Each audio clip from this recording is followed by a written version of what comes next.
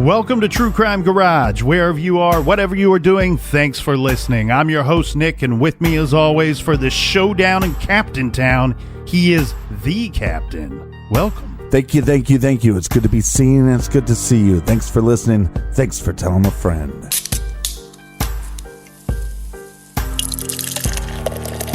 Tonight, we are drinking Scotty Karate Scotch Ale by Dark Horse Brewing in Marshall, Michigan, garage grade, 4 out of 5 bottle caps. Hey-ya! This is a big, bold beer, a silver medal winner at the Great American Beer Festival with an ABV of 9.75%. So drink this one at home in your own garage. And this week's beer was brought to us by Steven in Jonesboro, Arkansas, and also in Arkansas on Team Nick, we have Elizabeth in Fayetteville. And a big shout out to Sierra in Pittsburgh, Pennsylvania. Next, we have Chris, who says, enjoy a beer. We also have John, who says, keep jibbing. And we have our friend Olivia, all from parts unknown. And a big we like to jib to Lauren in the UK. And last but not least, a cheers to Kate in Waterloo, Liverpool, England. Waterloo. For everything true crime, go to truecrimegarage.com and make sure you sign up on our mailing list. And that's enough of the business. You're right, it is. Everybody gather around, grab a chair, grab a beer. Let's talk some true crime.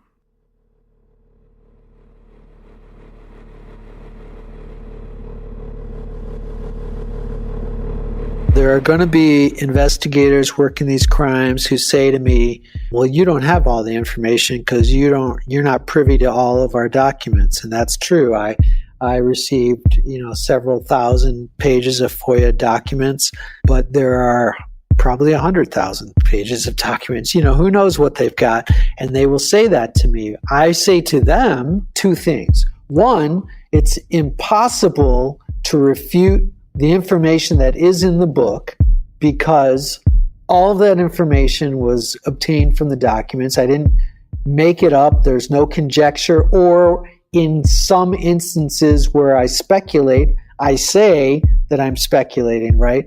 Information that is based on fact, that I allege is based on fact, that's in the book, all that information came from the documents. So, one, no officer who previously or currently works this case can say that anything in my book is falsified. It's all true. It's all based on the documents. The only other thing they can say is, but you don't have all the information. And so I say to you, yeah, that's the fucking point. So if you have all the information, why don't you fucking tell me what you have and we'll work together? And I'm not even talking about me. I'm talking in general about the family members of the victims and the other people who have spent decades working this case emotionally. And I'm talking about the communities. I'm talking about the decades of children. I'm talking about the generations of people raising their kids in a certain way because they were touched by these crimes. It's important to recognize that serious crimes don't end with the prosecution of a suspect. I want to get into this for a second. The effects of those crimes linger in the atmosphere. They linger in the lives of the loved ones of the victims, in the lives of the community for generations, man. And so in this instance, I was a member of that community. Tens of thousands of others were members of that community. Those children of those tens of thousands are now a member of that community, and the crimes linger and linger and linger for decades, and multiple generations. So if you tell me, but you don't have all the information, then I say to you, give me the information, prove that I'm thinking about this wrong, tell me something that you know, tell me where I'm wrong, say something. They won't say anything because nobody's letting them, because this case was not meant to be solved, because this case is directly tied to some of the people who are politically entrenched in that community and financially entrenched in that community.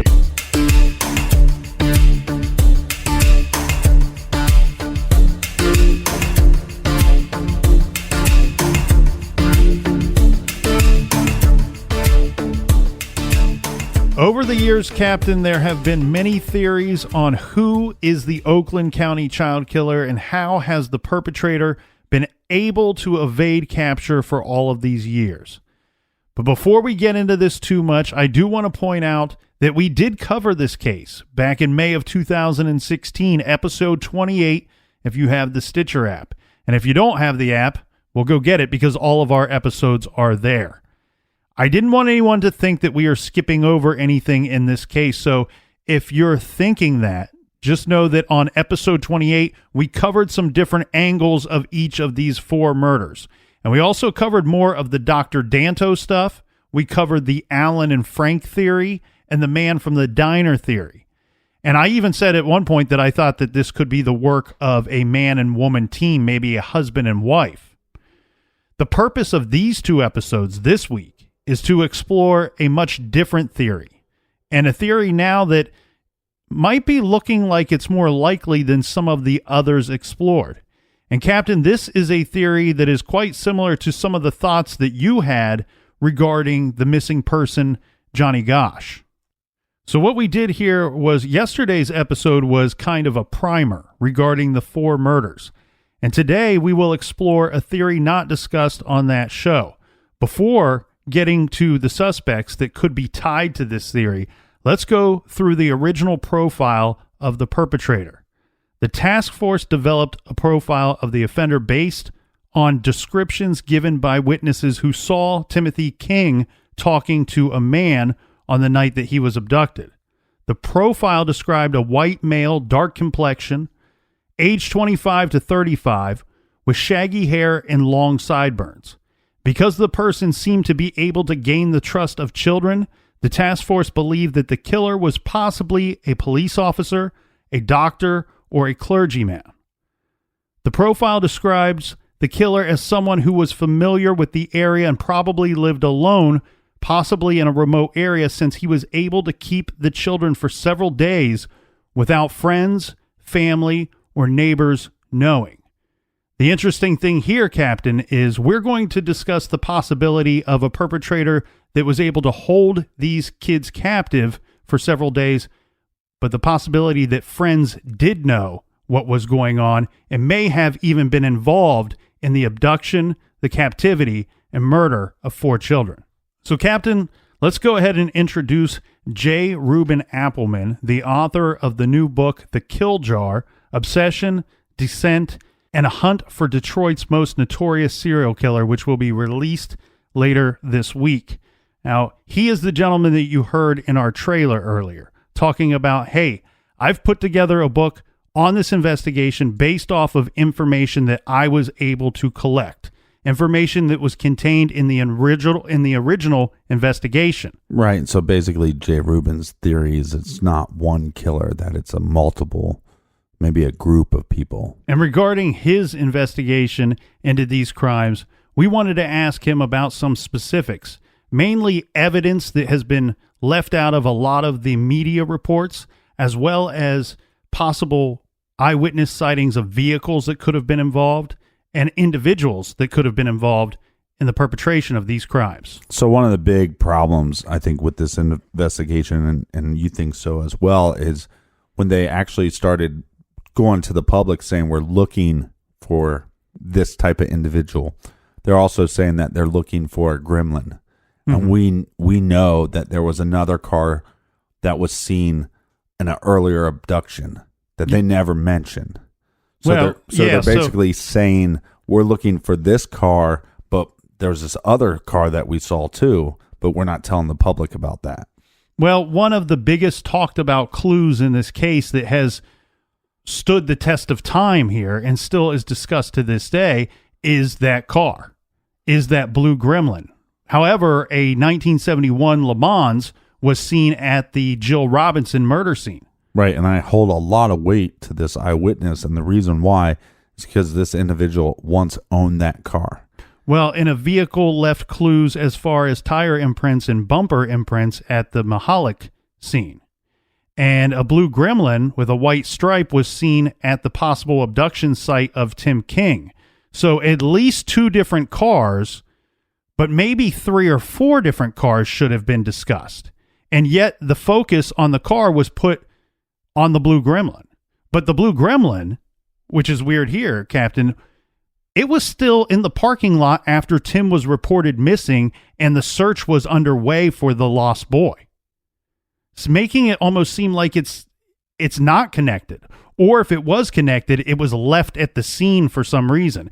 It would have been more logical to research the Le Mans as the suspect vehicle. There was a detailed description of the Pontiac Le Mans from the Robinson site and was compared to the imprints at Christine's scene.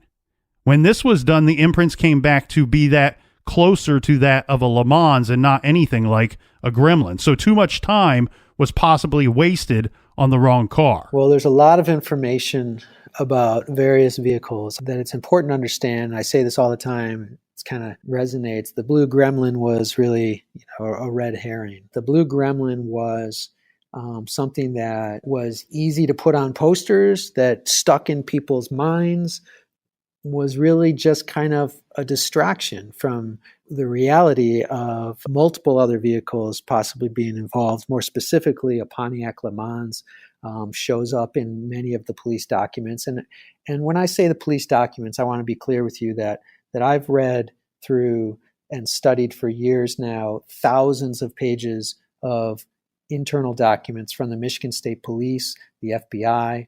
Throughout all of that information, multiple instances of other vehicles show up besides the blue gremlin. So I'd like to put away all thought of the blue gremlin. However, there is one instance of not a blue gremlin, but a blue Vega, which is the mirror of the blue gremlin. It's a same car, different brand, that shows up, and that car was driven by two specific suspects in this case that become very important later on. So, but let me back up for just a second and address the Pontiac Le Mans. There were other Pontiacs. There was a Tempest. Those vehicles show up more than the blue gremlin. And you could say to yourself, well, why are we talking about the blue gremlin? Why does everybody even think about the blue gremlin?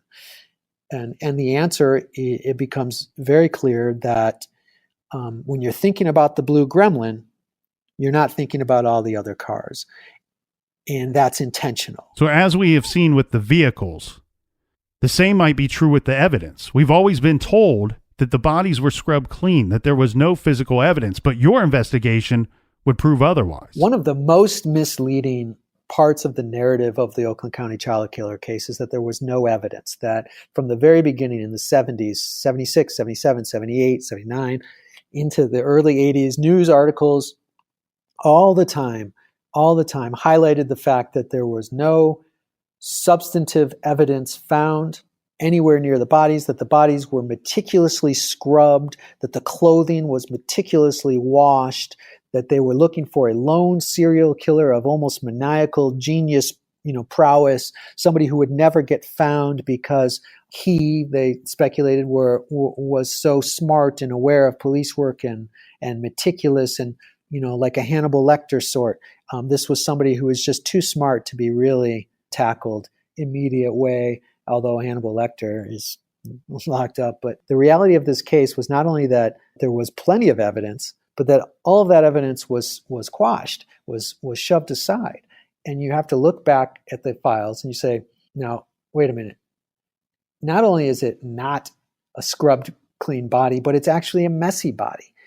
And you have to wonder why that was said. And the main thing that I found when looking through the documents, the main thing of importance to me when looking through the documents is that all of it points to the fact that very on, there was an extreme amount of evidence and there were extremely substantive leads, and that there were people who, under today's standards of investigative and prosecutorial procedure, would have been indicted for these crimes and ultimately found guilty. So there was blood evidence. There was semen evidence. There was fingerprint evidence. There was human hair evidence. There was animal hair evidence. There were carpet fibers. I say, well, carpet fibers. Well, what does that mean to you? Let's say the least of the evidence. Let's say some carpet fibers. All of the kids had the same carpet fibers.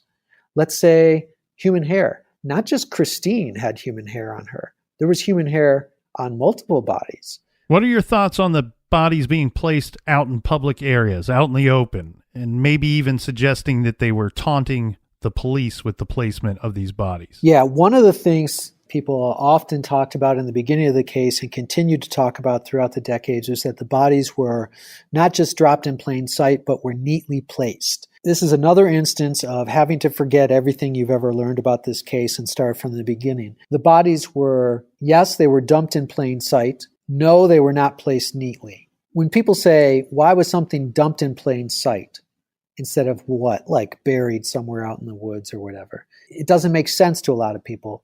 The answer is it makes perfect sense because this is not something that was very well thought out on the part of the killer. This is somebody who just really wasn't thinking ahead, methodically prepare for the murder of and dispose of the bodies of these children. This was somebody who went off the rails, had a body suddenly, and had to dump it fast. These bodies were just dumped out of the back of a car. I mean, you look at Timothy King's photo of his body at the drop site.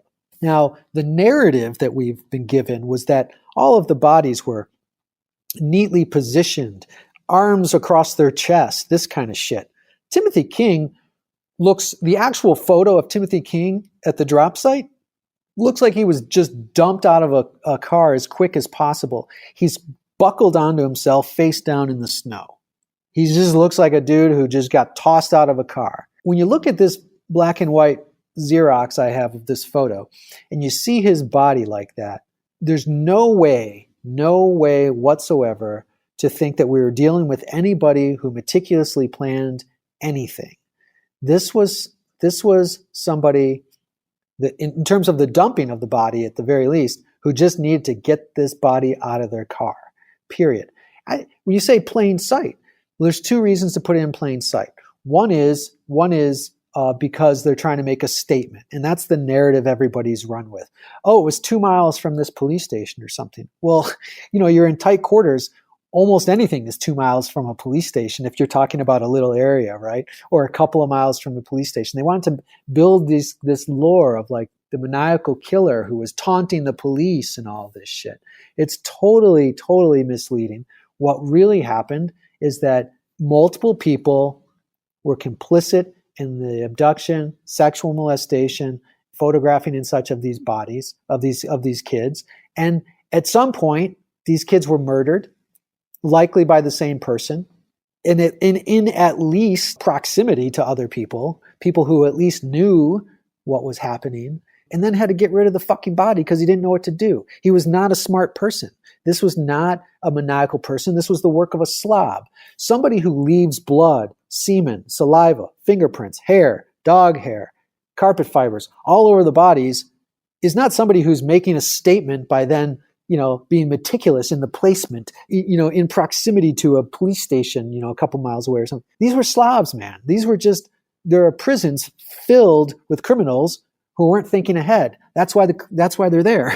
I mean, this is not something that we really need to overthink anymore. Once you go back and you start from scratch and you get rid of all the narratives that you've been told, and you realize they were all a line of bullshit, just like this narrative of the bodies being placed. And I know you've thought this before, and I know that others have thought this before, because that's all you find in the news. When you Google this case and you start your own investigative process and you start looking at all the reports and all the old pictures and the Google images of all the suspects and all that, everything's out there, but it's all out there from previous narratives.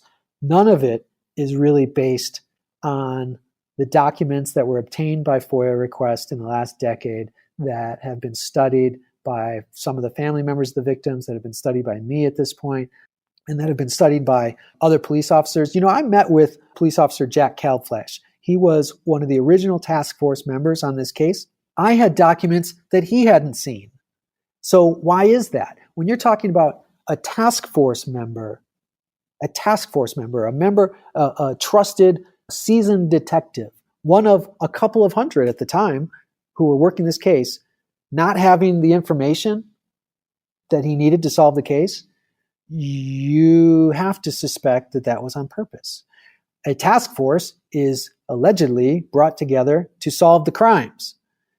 So when he didn't even have the information that I had from the FOIA requests, And again, I talk about state police documents, FBI documents, city documents, Birmingham, Ferndale, Berkeley, Southfield, Livonia, Oakland and Wayne counties. All of that information points to totally shaking up all the narratives that you're familiar with. And one of those narratives is the placement of the bodies. And it sucks to have to tell you that, because I'm sure you spent a lot of time thinking about that when you did your online investigative work. But the reality is, the photos of the bodies at the drop sites, the narratives from the drop sites, the individual statements from police officers who were at those drop sites don't line up with the grand narrative of these bodies being neatly placed.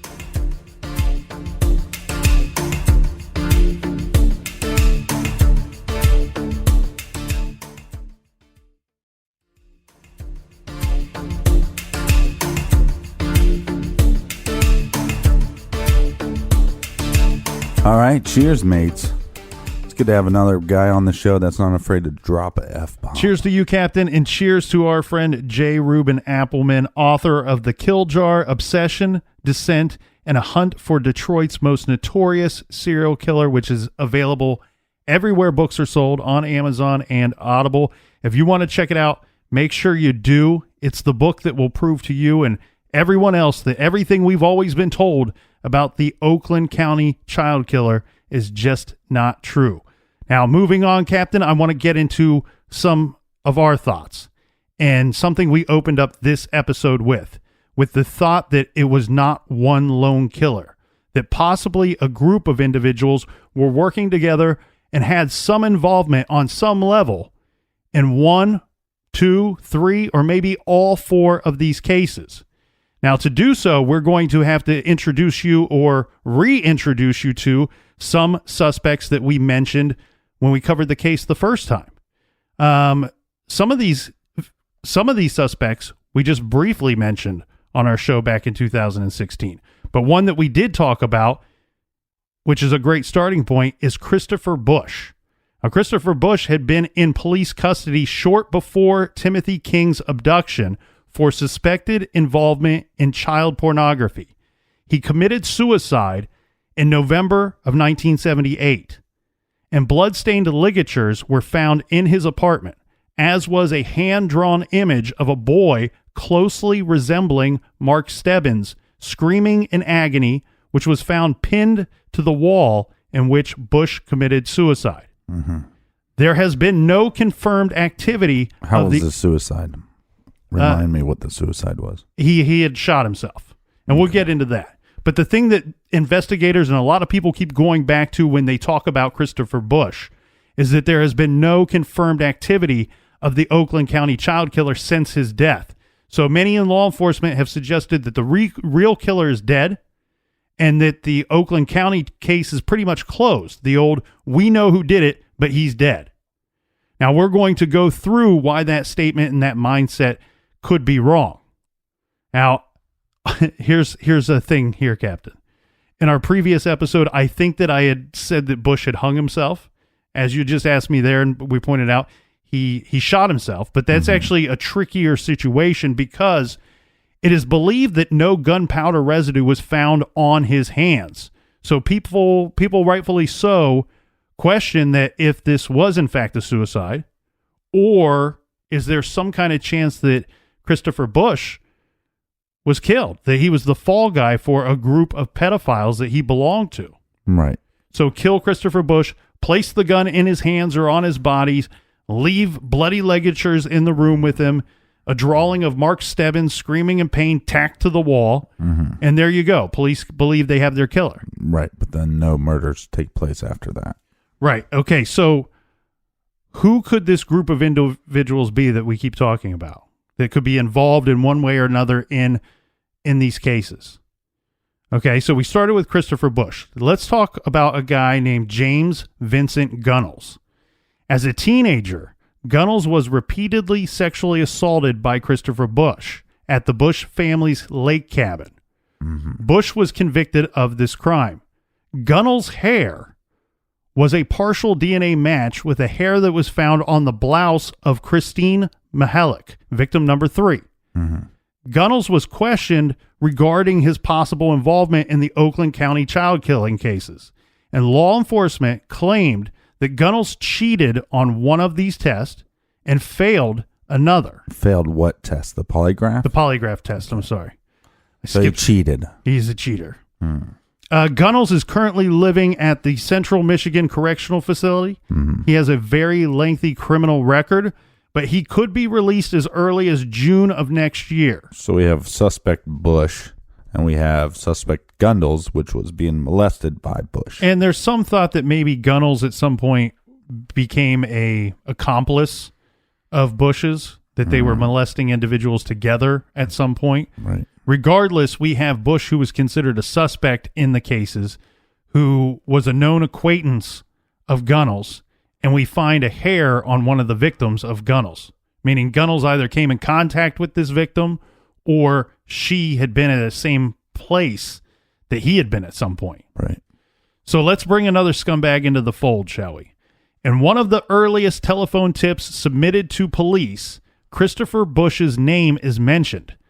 This is a voice recording that has mysteriously been lost or erased throughout the years. Of course it has. But in regards to that tip, in 2008, a victim of child molestation, and we will not use his name here, this victim testified in 2008 that when he was a child, he was forced into sexual activity with another boy that he believes was Timothy King, victim number 4. He also testified that he was later shown a Polaroid picture of that same boy, again, who he believes to be Timothy King. The picture showed the boy tied up in the trunk of what the victim believed to be Christopher Bush's vehicle. He also testified that he was present when Christopher Bush dropped off Timothy King at the home of a one Ted Lamborghini. Ted Lamborghini lives at the Ken Ross Correctional Facility, where he is scheduled to never be released. He is serving life without the possibility of parole. This is because in July of 1976, this is around the time of the murders, Ted was very busy committing 14 counts of criminal sexual conduct 8 times with a minor between the ages of 13 and 15, 6 times with a child under the age of 13 years old. Lamborghini is not only a sick, disgusting pedophile pervert, but he is as slippery as they come, because although he committed these terrible acts in 1976, he was not caught until he was found in Parma Heights, Ohio in December of 2006. Turns out Ted Lamborghini and his good friend, this is Richard Lawson, were operating in a pedophile ring in Detroit in the 1970s and 80s. Once he's arrested, here's the aha moment regarding the old statement of, we know who did it, but he's dead, gets turned on its side here. So once finally apprehended, law enforcement publicly refers to Lamborghini as, quote, he was our most promising suspect in the Oakland County child killer case. Lawson and Lamborghini operated in Detroit's Cass Corridor pedophile ring. Lawson, when caught, pointed the blame for the murders at Lamborghini. Lawson is serving a life sentence for murdering his boss in Livonia in 1989. He was arrested in 2005.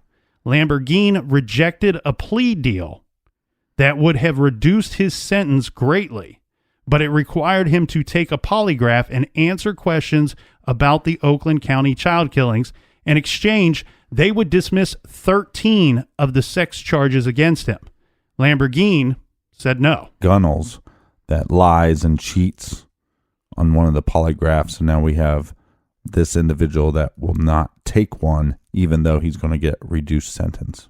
Correct. So now this is pretty disgusting and pretty. It's already been fucking disgusting to hear, but we have to clear up how these two know each other and how some of the other individuals know each other. So the Cass Corridor pedophile ring was basically this. Okay, a group of men.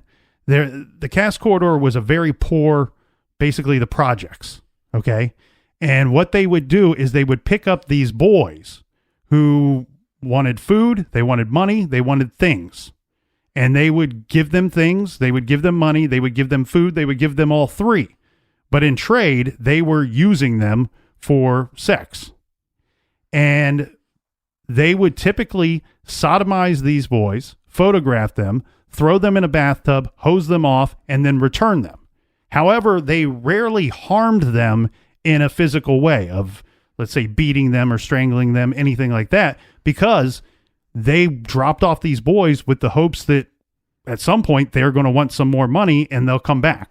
Right. They're not going to tell anybody because they're so poor. Right. And so these men took advantage and they repeatedly raped these boys. And it wasn't just 1, 2, 3, 4, 5 boys. It was a lot of boys that lived in this area. Okay. So the thing here is, how does Lamborghini get on police radar? Well, he got there because Lawson, remember his friend Richard Lawson, who was involved in the same pedophile ring, said, hey, I was scared of Lamborghini and I think he was involved in the murders. Well, why? He tells law enforcement about a very specific story. He says that there was another pedophile that they hung out with. His name is Bob Moore. He was the owner of a bike shop that was near this Cass corridor. So he's another in this pedophile ring. He kept a photo album of the boys that some of them were involved with. At one point, one night while they were hanging out in the bike shop, Lamborghini opens up the photograph book and he shows Lawson a photo of a white kid from the other side of 8 Mile Road. And he said to Lawson, looks like the King boy, doesn't it? And gave him a wink. You'll be glad to know that this other individual that we just introduced, Bob Moore, died in 1996 of cardiac arrest in his home. His pit bulls devoured his carcass before the body was discovered. Right. Good. Archibald Edward Sloan. He owned a shitty name. He owned a 1966 Pontiac Bonneville. Mitochondrial DNA taken from hairs found in Sloan's Bonneville matches DNA found at least one of the body dump scenes. I actually believe that this DNA matches DNA collected from as many as 3 of the crime scenes. We got to be clear here, though, because the tricky thing is the DNA is not a match to Archibald Sloan, but just simply hairs found in his car. Back then, Sloan, he was known to have lent out his car to plenty of people. He also owned several other vehicles at this time. He owned a 1969 black Chevy pickup and a 1971 blue pickup. Archibald Sloan has been convicted of 2 counts of first-degree sexual assault against male minors, and he is currently serving a life sentence. Okay, I know that's a lot to take in, but what we're pointing out here is that we have multiple individuals that have known ties to one another. And they have some tie to 1 or 2 of the crimes. And coincidentally, they've all at some point been charged with sexual acts against minors. Right. 2 of them serving life sentences because they've committed so many of these crimes. Now we have to talk about a guy named Gregory Green. Now this is taken directly from Barry King's website and blog. He is the father of victim number 4, Timothy King. The task force formally advised the King family that Gregory Green was a potential suspect and that he participated in the Oakland County child killings. This was discussed when the Michigan State Police reports were given to the King family. Gregory Green was a known pedophile and a companion of Christopher Bush. The Michigan State Police reports have extensive history of his pedophile convictions in California, including one case in which Green thought the boy was dead and dropped him off at a hospital. Okay, so I don't want to go through this in any more detail than I have to, but the general thing in this particular case is this. Gregory Green not only enjoyed molesting boys, but he enjoyed choking them at the same time. On one of these occasions, and I say one of these because he did this to multiple victims, he thought he had killed the boy. So he drove to the hospital and he left the boy in front of the entrance, just lying there. Right. The boy ultimately was revived. And so he lived. Luckily, he lived. He did have to serve jail time for this in California. Unfortunately, it wasn't a life sentence. And he, once he's out of jail, he returned to his home of Flint, Michigan. Green and Bush, they were confidants and spent time together, and they molested individuals together, including Christopher Bush's younger cousin. Well, the list of sick fucks just keeps continuing. Okay, so we mentioned that Christopher Bush was spoken to by the police in regards to the Oakland County cases, okay? Right. So was Gregory Green. What they were able to get from these two individuals is one same story. It's a very troubling story. That the two of them at some point had agreed that one of them should get a day job and the other one should get a night job. So that if they took a young victim captive, that one of them would be present during the day to watch over the victim and the other present at night to watch over the victim. However, when asked the question, Christopher Bush would not answer the question as to what they intended to do with the victim when they were finished with the child. Barry King also in his blog states that on more than one occasion, Gregory Green stated that Christopher Bush had killed Mark Stebbins, victim number 1. Now, Green was sentenced to life in prison for violating a child, and later he died in prison in 1996. So all these guys are connected in some way and possibly had something to do with these murders. Half of them are dead. Yeah, we're not definitively saying, want to be clear on that. We're not definitively saying that this is what happened up in Oakland County. We're just simply pointing out that there are things and reasons to believe that one or a bunch of these individuals were involved and possibly working together to dupe the police, to make it harder on their investigation. Yeah, and I think people knew that there was, obviously child pedophilia going on, but I think the idea that there was rings or some kind of network, I think was kind of probably not discussed a lot in the 70s. It's not even discussed enough today. Well, I think for us to get the break that is needed in this case, I think that James Vincent Gunnels is the go-to. I think he's somebody that needs to really be talked to at length. He's technically the only one with something to lose, meaning that the others are dead or currently serving life sentences. And one of the guys, Richard Lawson, has already rolled on another person. He's already said, look, I think Ted Lamborghini did this, and here's why. Right, but then we have the last group of guys that one of them thinks that they killed the first victim. Correct. But what I'm pointing out here is Gunnels is the only one with something left to lose. All the other individuals named in this story that we named as suspects and in this group are either dead or serving life sentences. The first sick thing about all this is that most of these individuals that we speak of as big of pieces of shit as they are probably at one time victims themselves. And then you have Gunnels, which we know was a victim and possibly became an accomplice. And I don't think that justifies anything. I actually have some suspicion that maybe he is the reason why Bush is dead. And maybe that's why you're not going to get a lot out of him. Because maybe it's not this network of these sick fucks. Network of the sick fucks that did all this stuff. And they destroyed these children and they left them on the side of the road as if they're trash. And I think for whatever reason, this guy that became a victim that probably got wrapped up in this and probably had something to do with these murders of these children, then decided that enough was enough and he had to kill the guy that was, torturing him and making him what he became. Yeah, and it's just sick to know and have an understanding that these individuals were working together. And here's the thing. Regardless if they were working together in the Oakland County child killer cases, we know that some of them were working together in the Cass Corridor case.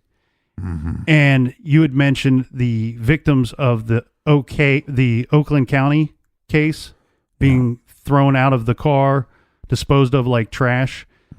Same with those poor kids that were allowed to go home at the end of the day. They too were treated like trash by these men, by individuals named in this episode. And victims, of course, they didn't get to choose to be victims if they were at one time a victim, but at some point in their life, they chose to victimize others. And that was a choice that they made, willingly made. And this case was very hard to research and very hard to put together, considering these individuals and the acts that they've committed against people in the community. Well, and people need to talk about this more often and know that it's part of reality. And you have to accept that it is happening. It's going on. It's a problem, and you need to be aware of this. And maybe you can be part of the good guys to stop it. Well, and if you want to learn more, pick up The Kill Jar by J. Reuben Appelman. You can also visit Barry King's blog and learn more about the case there. And anyone with information on any of the suspects that we have talked about, or anyone with information about the murders, please call 800-442-7766.